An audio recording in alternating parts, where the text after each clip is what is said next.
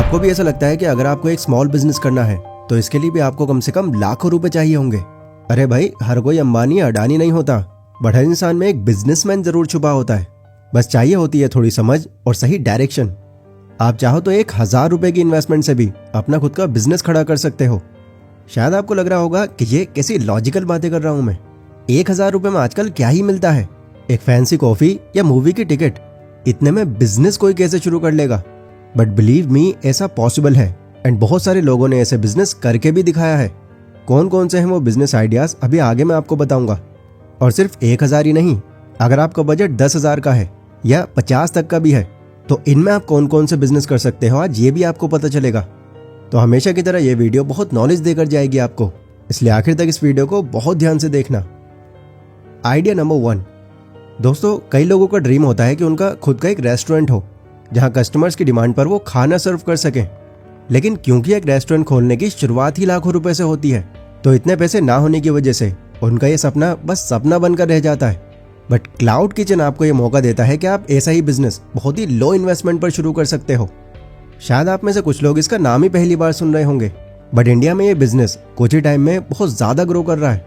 Cloud kitchen, जिसे virtual kitchen, ghost kitchen ऐसे नामों से बुलाया जाता है, फूड बिजनेस शुरू करने के लिए ये सबसे बेस्ट माना जा रहा है, क्योंकि इस तरह के बिजनेस में आपको ना तो किसी जगह की जरूरत है और ना ही ढेरों इक्विपमेंट्स की।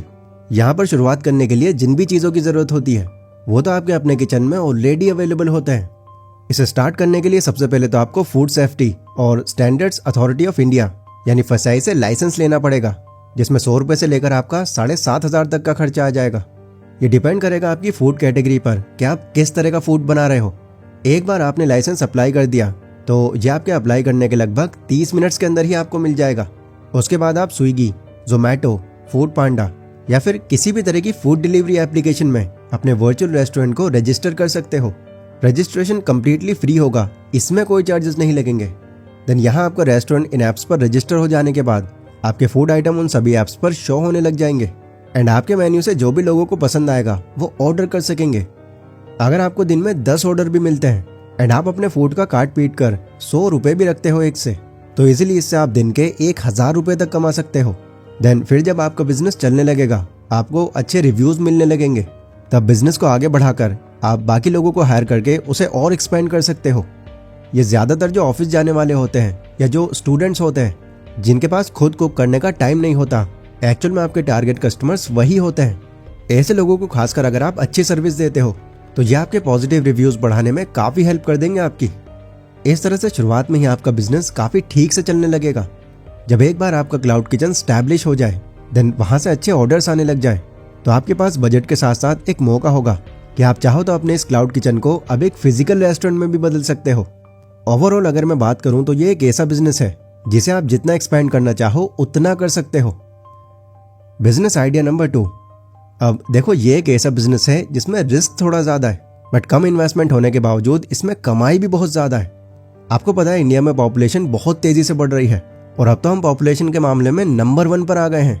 और इस बढ़ती पॉपुलेशन के रहने के लिए बिल्डिंग्स, अपार्टमेंट्स और फ्लैट्स बहुत तेजी से बन रहे हैं। मतलब कई लोग कुछ फ्लैट्स बनाकर पैसे बनाने की पहले से ही तैयारी कर चुके हैं। बट प्रॉब्लम अब यहाँ ये आ रही है कि ये फ्लैट्स बनाने का काम भी इतनी तेजी से आगे बढ़ा कि आज शहरों में भी 10 मिलियन से ज्यादा ऐसे फ्लैट्स हैं जो खाली ही पड़े हैं अब तक, वहां कोई रहने वाला भी नहीं है। रीजन इसके शायद अलग अलग हो सकते हैं, बट एक मेन रीजन ये है कि बहुत सारे ऐसे लोग हैं जिन्हें लिटरली ये पता ही नहीं होता कि फ्लैट्स वगैरह रेंट पर लेना या खरीदने का प्रोसेस क्या होता है। एंड दूसरा, कई लोग को लगता है कि फ्लैट्स की जो प्राइसिंग होती है वो सबकी ही बहुत ज्यादा होती है, जो कि बाहर ही है उनके बजट के। तो लोग अगर रेंट वगैरह पर कुछ स्पेस लेते भी हैं तो वो सिर्फ लोकल एरियाज में ही लेना पसंद करते हैं। सो ऐसे में आपके पास ही मौका है कि आप इन खाली फ्लैट्स के बारे में इन्फॉर्मेशन दो लोगों को, वहां की फैसिलिटीज गिनाओ और उसे बेचने या रेंट पर देने में मदद करो प्रमोटर्स की। इंडिया के अंदर रियल एस्टेट में जो ब्रोकर्स होते हैं उन्हें मिनिमम 2% इंटरेस्ट तो मिलता ही है, और जिसको इस लाइन में कई सालों का एक्सपीरियंस होता है या जिनकी मार्केट में रेपुटेशन अच्छी होती है, उन्हें तो इससे और भी ज्यादा ब्रोकरेज मिलता है। एंड ये फीस आपको सेलर और बायर दोनों की तरफ से मिलती है। अगर आप किसी फ्लैट को 10 लाख में भी बिकवाते हो तो 2% रेट पर आप प्रमोटर से 20,000 और कस्टमर से 20,000 तो ऐसे ही कमा लोगे। मतलब एक ही डील में आप 40,000 तक चले जाओगे। लेकिन यहाँ पर एक कैच है, कोई हमारी बातों से आखिर इन्फ्लुएंस होगा कैसे? क्योंकि घर लेना एक बहुत बड़ी इन्वेस्टमेंट होती है, तो इसके लिए कोई हमारी बात क्यों मानेगा। सो यहाँ अब आपकी स्मार्टनेस और थोड़ी इन्वेस्टमेंट काम आएगी। वैकेंट फ्लैट्स को ट्रेडिशनल तरीके से बेचना और लोगों से बात करके उनको कन्विंस करना बहुत मुश्किल काम है। ऐसे में अगर आप वैकेंट फ्लैट्स की वीडियो बनाकर उसे फेसबुक, इंस्टाग्राम या यूट्यूब पर डाल दोगे और 10 से 20 हज़ार रुपये लगाकर अपने आसपास के एरिया को टारगेट करके एड्स रन करवा दोगे उस पे, तो उन एरियाज के जो लोग हैं वो बिना आपसे मिले उन फ्लैट्स के बारे में आपकी वीडियो से ही जान लेंगे। अगर किसी को वो एरिया पसंद आ जाता है तो वो खुद आपको अप्रोच कर लेंगे। इस तरीके से आप बहुत ज्यादा पैसा ना खर्च करते हुए भी काफी पैसे कमा लोगे। बस एक बात आप ध्यान रखना कि आप पैसा बनाने के चक्कर में किसी भी इंसान को गलत फ्लैट दिलाकर उसका नुकसान मत करवा देना। वहाँ जो भी फैसिलिटीज हैं उसके साथ साथ जो भी कमियां हैं वहाँ पर आपको ऑनेस्टली सबको बतानी होंगी, जिससे वो लोगों का भरोसा बना रहे आप पर। बाकी इस बिजनेस की सबसे अच्छी बात यह है कि आने वाले टाइम में ये कंस्ट्रक्शन का काम और भी ज्यादा बढ़ने वाला है, जिससे हाउसिंग यूनिट्स की क्वांटिटी बढ़ेगी और आपको प्रोजेक्ट्स और क्लाइंट्स हमेशा ही मिलते रहेंगे। आइडिया नंबर 3, अगर आपके पास बिजनेस में लगाने को ज्यादा पैसे नहीं है बट फिलहाल आपके पास एक स्मार्टफोन है और इंटरनेट कनेक्शन है, जो कि ऑब्वियसली आपके पास होगा ही, तभी तो आप ये वीडियो देख रहे हो, तो आप भी इनसे अपनी कंटेंट क्रिएशन की जर्नी शुरू कर सकते हो। बिकॉज कई सारे ऐसे लोग हैं जो कंटेंट क्रिएशन की फील्ड में आज बहुत आगे तक जा चुके हैं। बट सवाल यह है कि कंटेंट क्रिएशन इन 2025, क्या अब यहाँ पर सवाल देना वर्थ इट भी है? बिकॉज कंपटीशन तो यहाँ भी आज बहुत ज्यादा हो गया है। तो देखो, ये सच बात है कि 2025 के टाइम पर कंपटीशन आपको यहाँ हर फील्ड में मिलेगा, बट जितना यहाँ पर कंपटीशन बढ़ रहा है उससे कहीं ज्यादा इजाफा उनमें हो रहा है जो कंटेंट देखने के लिए आते हैं। सो अगर आप अपना कंटेंट एक यूनिक वे में बनाओगे तो आपको भी यहाँ देखने वालों की कमी नहीं होगी। अब अगर आप ये सोच रहे हो कि मैं वीडियोस बनाऊंगा किस बारे में, तो इस सवाल का जवाब सिर्फ और सिर्फ आप ही के पास है। एक नई कैटेगरी तो ऐसी जरूर होगी जो यूट्यूब या इंस्टाग्राम पर आप कई सालों से कंज्यूम कर रहे होगे।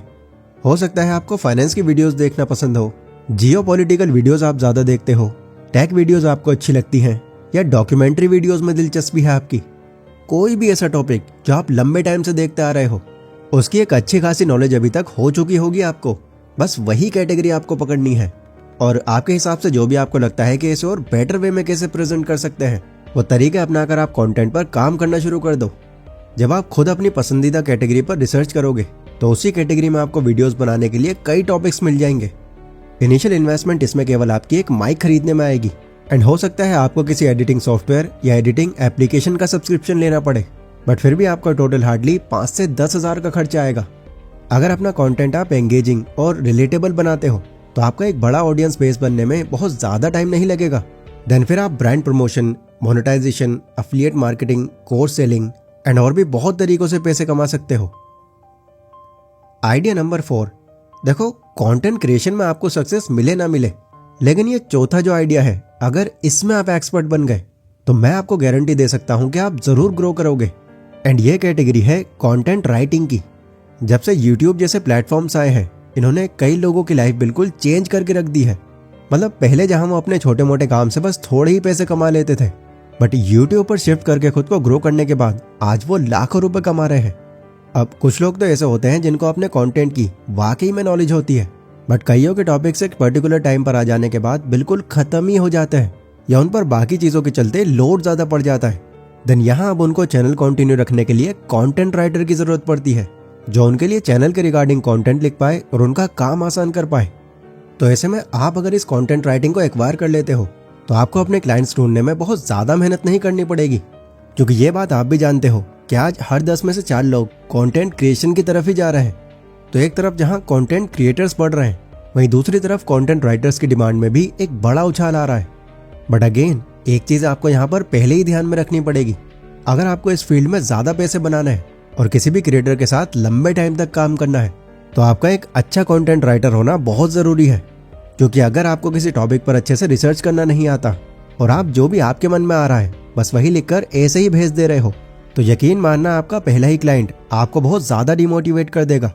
आप मान सकते हो कि कंटेंट राइटिंग बिजनेस एक ऐसा बिजनेस है जो हर कोई नहीं कर सकता, क्योंकि इसमें आपको चीजों को बारीकी से जानकर उसके बारे में फिर अपने तरीके से लिखना होता है, जो सबके बस का नहीं है। बट फिर भी अगर आपको लगता है कि आप में ये पोटेंशियल है कि आप चीजों की अच्छे से रिसर्च करके उसको डीप में एनालाइज करके अपने वर्ड्स में लिख सकते हो, तो यकीनन आप इस टैलेंट से काफी अच्छी कमाई कर सकते हो। सो ये थे वो 4 ऐसे बिजनेस आइडियाज जिन्हें आप लो इन्वेस्टमेंट से शुरू करके एक टाइम पर आकर काफी ज्यादा आगे तक ले जा सकते हो। देखो, किसी भी बिजनेस के अंदर अगर लो इन्वेस्टमेंट लग रही है तो फिर यहाँ पर खेल पैसों का नहीं, स्किल्स का हो जाता है। उन सभी से भी आप तभी पैसा बना सकते हो जब पहले स्किल्स को शार्प कर लोगे अपनी आप। बाकी इसके अलावा अगर लो इन्वेस्टमेंट पर कोई और भी आइडिया है आपके पास तो आप कमेंट सेक्शन में उसे मेंशन कर सकते हो ताकि और भी लोग उसे कंसिडर कर पाएं। ये वीडियो अगर आपको पसंद आई हो तो इसको लाइक जरूर कर देना।